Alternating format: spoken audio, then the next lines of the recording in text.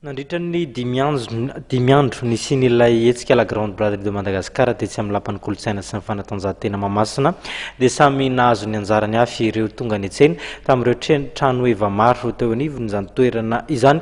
Afa-po ihany koa ny mpikarakara tao anatin'ity hetsika ara-barotra ity. Nahatratra 10 alina nisan'ireo nitsidika ilay hetsika la Grande Braderie de Madagascar, hetsika izay nokarakarain'i Mandavision tetsy amin'ny lapan'ny fanatanjahantena sy ny kolontsaina sy Mahamasina ny 2 hatramin'ny 9 aprily lasa teo. Tratra ny tanjona napetraka amin'ny mpikarakara tamin'ity andiany voalohany tamin'ity taona 14 jolay arivo ity, hoy ny tompon'andraikitra raha nanao tatitra mikasika ny hetsika.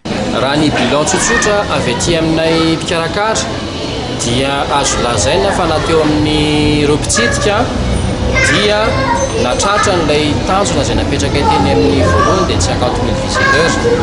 Ny faharoa manarakaraka an'izay ho an'ireo izay tonga niantsena taty amin'ny Grande Braderie de Madagascar dia saika nahita ireo entana nitadiaviny, ireo mpietsena ary natsapa ny fisian'ilay fihenam-bidy 5,000 isan-jato izy ireo.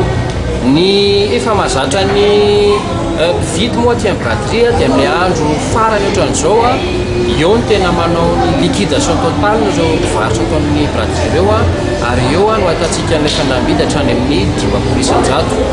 Anisan'ny nanamarika an'ity andiany ihany koa ny fisian'ny animation izay natao omaly sabotsy ary mbola hitohy androany alahady. Tena ohatrany hoe manamelombelona ny ity Grande Braderie ity fisian'izay animation izay satria tao ao mampony dia somary nahenanay izay animation izany. Afa-po ny tanora moa zany tena milalao amin'ny resaka animation io ary maro dia maro ny lokany zaraina tao anatin'izay. Saika nahasarika ireo mpitsidika avokoa amin'ny ankabeny ireo sehatr'asa manodidina ny 30 izay voasolitena tao amin'ny la Grande Braderie de Madagascar. Efa manome fotoana sady ny Mandavision mandritra ny andiany faharoa amin'ity taona 14 jolay arivo ity amin'ny la Grande Braderie de Madagascar.